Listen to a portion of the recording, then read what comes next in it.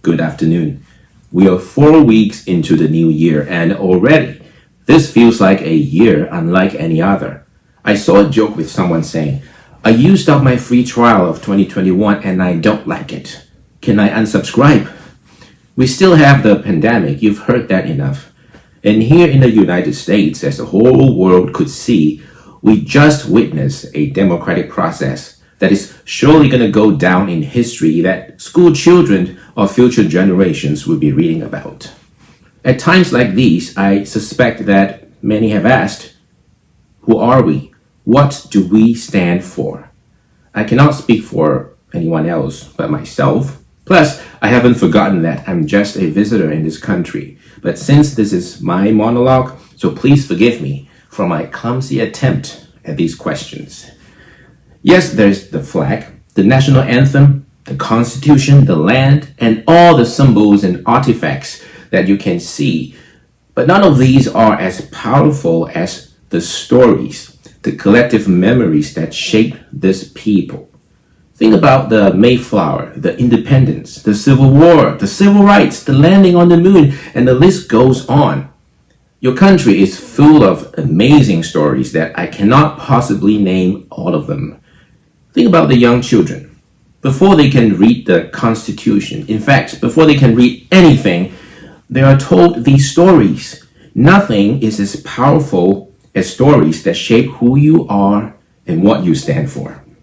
And that's the United States. I hope I'm not too far off base of what I just said. What about the Israelites, the people in the Bible? What stories sit deep in the collective consciousness that make them who they are? Well, they have to be the desert stories that you and I have been learning in the past few weeks. The little Israelites' children learn to do Sabbath week after week, even before they learn how to talk. And when was Sabbath given? In the desert, when God gave manna as food. God gave Sabbath at the same time. And this is what Andrew taught us in our first lesson of the year. There are 5 annual holidays prescribed in the Bible. And mind you, they're not Christmas, not Hanukkah. They are the Passover, the Pentecost, Rosh Hashanah, Yom Kippur, and the Festival of the Booths. And 4 out of 5 commemorates different events that took place in the desert. And out of the 5 books in the Torah, a small portion talks about the beginning, another small portion took place in Egypt. But the vast majority of the passages took place in the desert. All in all is to say that the desert stories form the identity of Israel. And just like you have your national fables that you tell your children, and they to the children, the Israelite told the desert stories throughout the generation. And it is when they forgot about the desert stories that they became lost in their ways. And no wonder that generations later, when God spoke to the nation of Judah through the prophet Jeremiah, these are the very first words that God said. I remember the devotion of your youth, your love as a bride, how you followed me in the wilderness, in the land not sown. And that's referring to the 40 years in the desert when the nation was still young. This is counterintuitive, but God himself looked back at the desert days as the good old days, as the honeymoon, as how his relationship with the Israelites should be like. Now, the desert itself is no fun. What made it good was because in the desert, God was intimate with his people. And think about it. For 40 years, every single day, God was a pillar of cloud in the day and a pillar of fire at night. So even though they were in the desert, it never got too hot. It never got too cold. And there was manna for food every day. And as we shall see today, there was even water supply. It was good because God was ostentatiously present. And out of all places, it was in the desert that the Israelites learned to be intimate with God. And that underlines the brilliance of Luke when he wrote about the story of Jesus in the desert. If you have been with us for the past few weeks, by now you know very well that Jesus spent 40 days in the desert, eating nothing. And that's a very hungry Jesus of Nazareth. And when he was tempted by the devil to change the rocks into bread, Jesus said, "It is written, one does not live by bread alone. It is written, one does not live by bread alone." Well, where is it written? In Deuteronomy chapter 8, where it is written, "He humbled you and letting you hunger, then feeding you with manna, in order to make you understand that one does not live by bread alone." And this is where it is written, "One does not live by bread alone, but with every word that comes from the mouth of the Lord." Now, Moses is the one doing the talking here, and he's drawing up some lessons learned by recalling to the past. So what we have here is like a double recall. Jesus recalls to Deuteronomy, and Deuteronomy recalls to Exodus, where God said to Moses, "I'm going to rain down bread from heaven for you. In that way, I will test them," the Israelites, "whether they will follow my instruction, whether they will follow the word coming from my mouth or not." If this sounds familiar to you, that's because we have covered this in the past few weeks, so I'm just going to do a quick summary. God not only gave the manna, but he also gave instructions, and the instructions are, each person take an omer of manna, which is about 10 cups. Don't be greedy. Don't try to stock up. Trust me. Then don't save the manna overnight. I'll take care of you tomorrow. Trust me.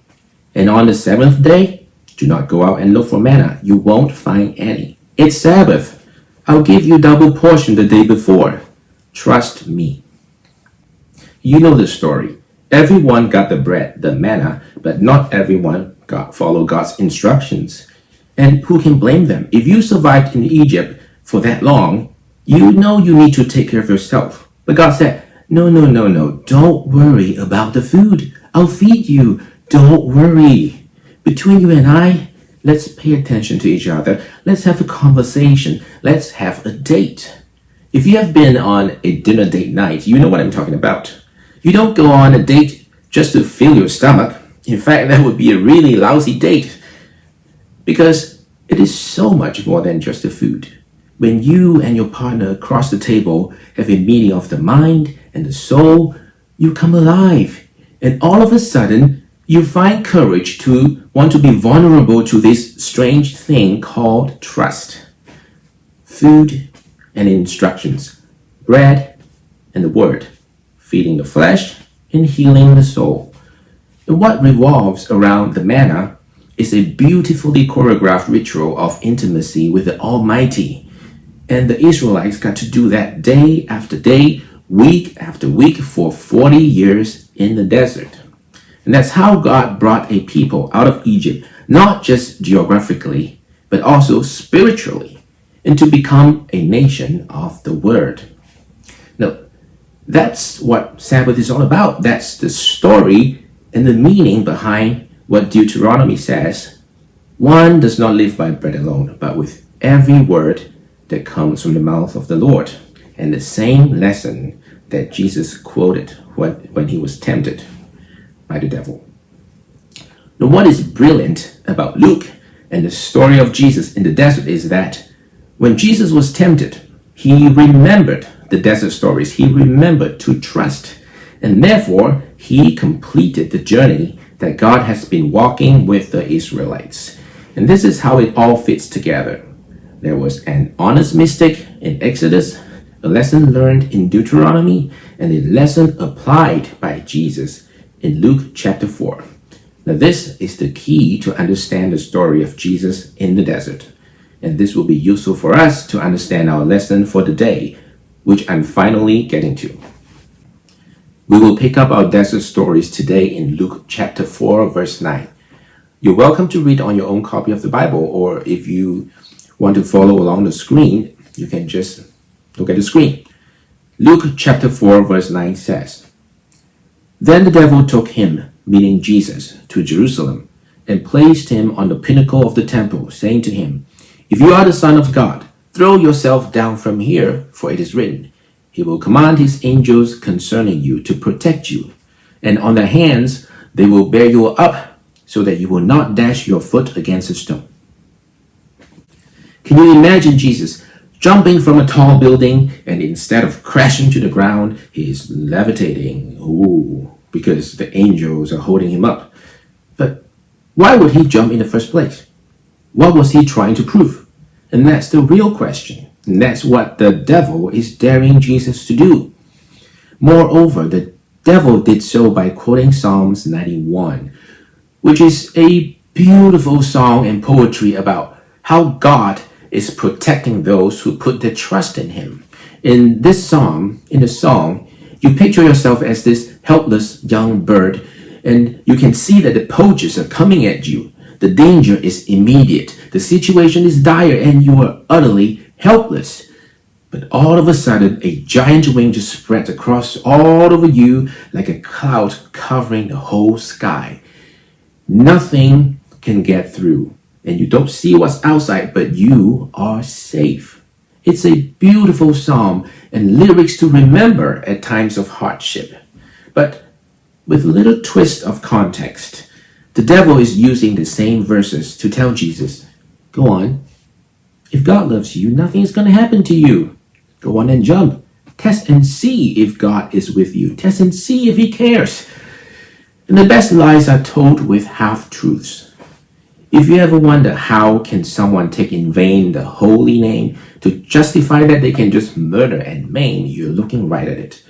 But if your conviction is strong and your identity is firm, then you shall have an answer for those who taunt you. Jesus answered the devil. It is said, do not put the Lord your God to the test.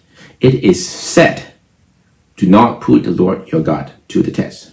Where is it said? Deuteronomy, of course. In Deuteronomy, it says, do not put the Lord your God to the test, as you tested him in Massah. Wait a second. What happened in Massah? Where can you find the story? In Exodus, as you have come to expect. In Exodus, it says, he, meaning Moses, called the place Massah and Meribah, because the Israelites quarreled and tested the Lord, saying, is the Lord among us or not? What's all the fuss about? What happened? What happened was, after they started receiving the manna, they continued on their journey away from the oasis, and the people started to grumble. We don't have water. Did you bring us out of Egypt so that we all die of thirst? And the people started a riot, and they wanted to execute Moses. So Moses cried out to God, and God said, take the community leaders with you as witness, and go to the nearby mountain called Horeb. I'm going to meet you there, and when you see me, strike the rock with your staff, and the water will flow from there. So off they went to Mount Horeb. Now, this is not a new place to Moses. This is where God first appeared to Moses in the burning bush. So welcome back, Moses. And also, if you pay attention when you read the Bible, you will notice that Mount Horeb is Mount Sinai. Mount Sinai is Mount Horeb.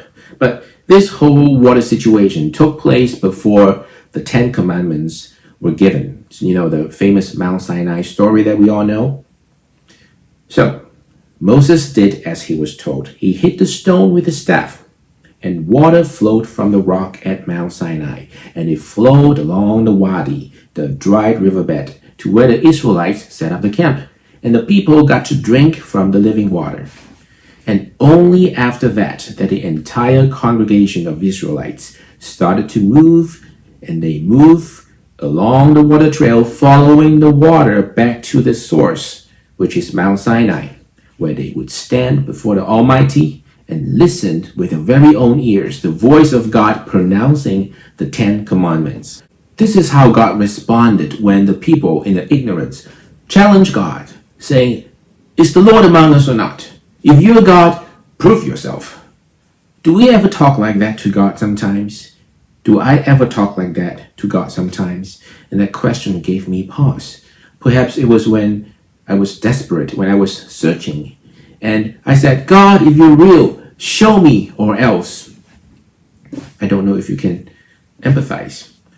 In our most desperate situations, we might say things like that. And somehow, one thing led to another. We ended up hearing and receiving the gospel and became the citizens of God's kingdom. And just like how the Israelites put God to the test, but they were led by the water to Mount Sinai and received the covenant. But do not for a second take God's mercy, his gentleness, and his faithfulness as permission to put God to the test. We don't need to be relationship experts to know that something is not quite right when somebody says, "How can you say you love me and not buy me the house I want?" If you don't pick up the phone when I call, I cannot promise that I will not hurt myself. You're not my dad. All my friends at school has their own phones except me. I apologize if these statements remind you of something that is unpleasant in your own experience. But we all know these are signs of unhealthy relationships.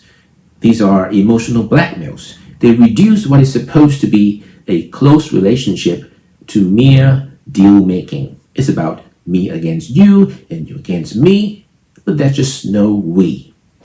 Now, I tend to see myself in the best light possible. We all might have the tendency, and we say, I don't treat people like that, and I certainly don't wish to be treated that way. Why then do we treat our Father in heaven that way?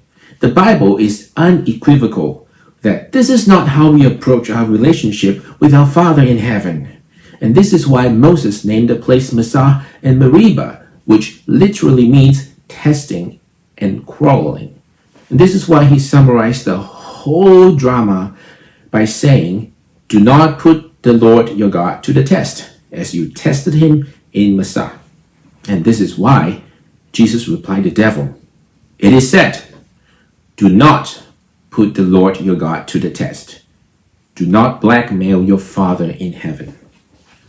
Now, what are we supposed to do then?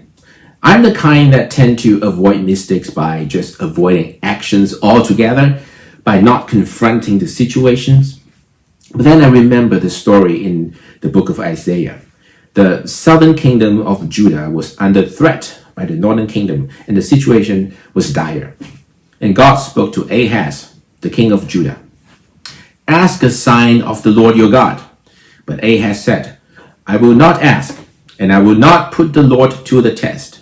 Now, before you think that, oh, he's so spiritual, you might want to know that he was at the same time busy making alliance with Assyria, the superpower of the day, to save himself.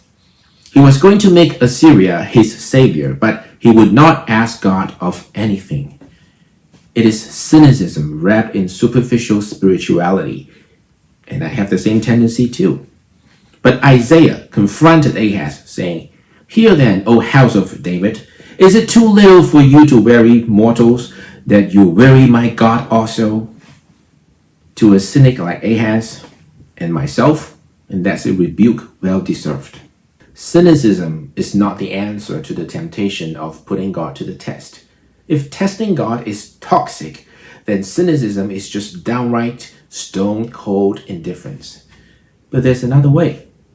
In Genesis, when God said, "The cry out against Sodom and Gomorrah is so great, I'm going to wipe these cities off from the surface of the earth," Abraham stood up in protest and said, "No, God, far from it.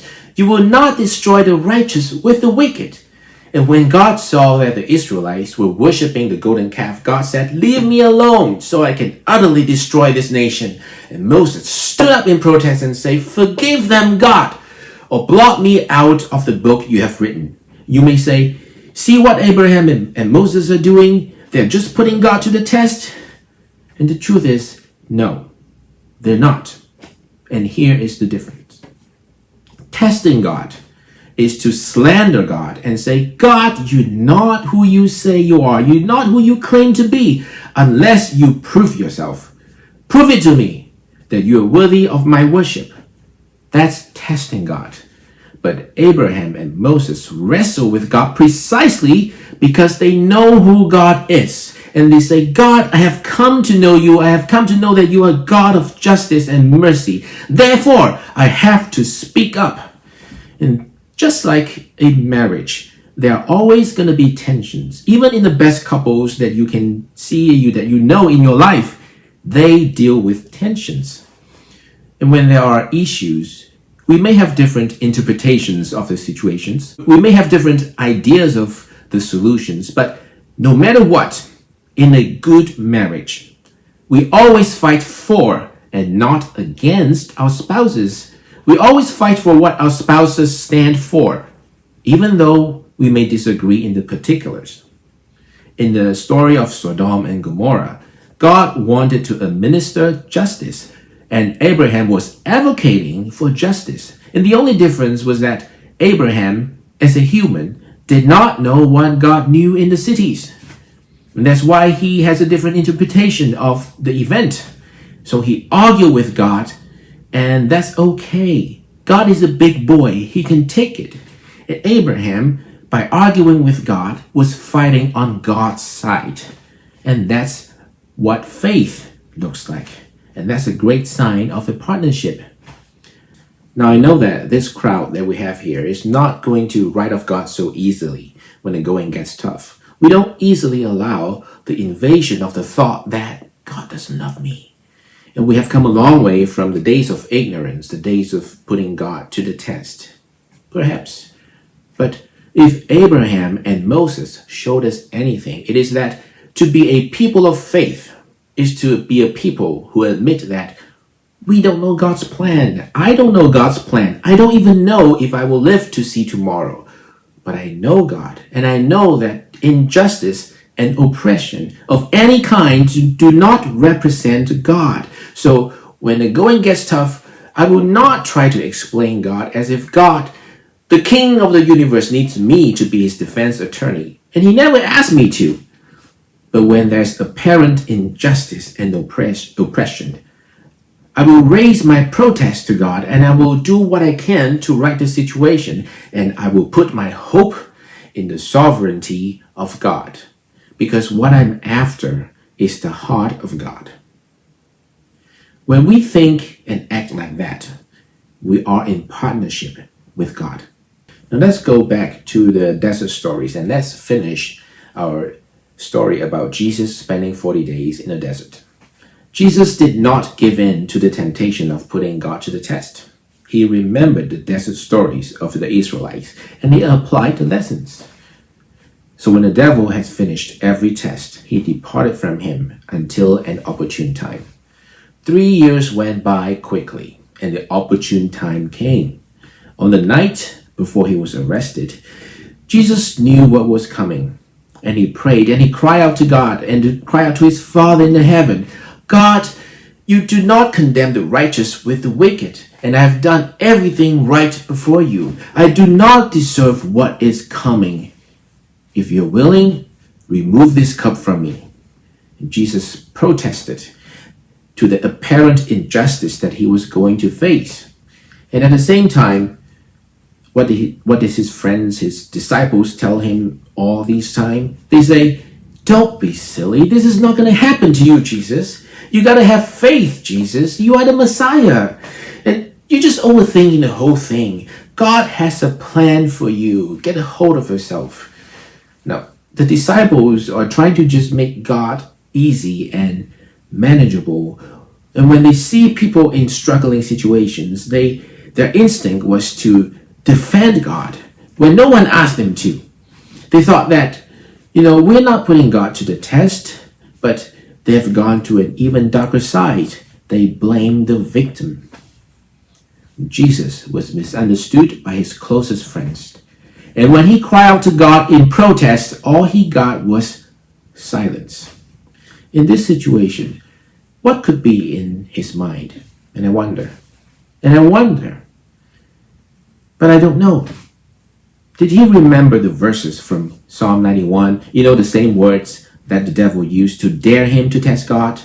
The verses that say, for he will command his angels concerning you to guard you in your ways.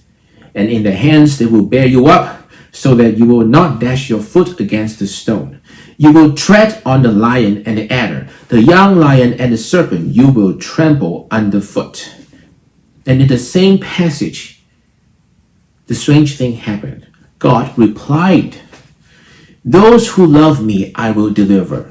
I will protect those who know my name. When they call on me, I will answer them, and I will be with them in trouble. I will rescue them and honor them. With long life I will satisfy them and show them my salvation." God has given his reply, written long ago in the scripture.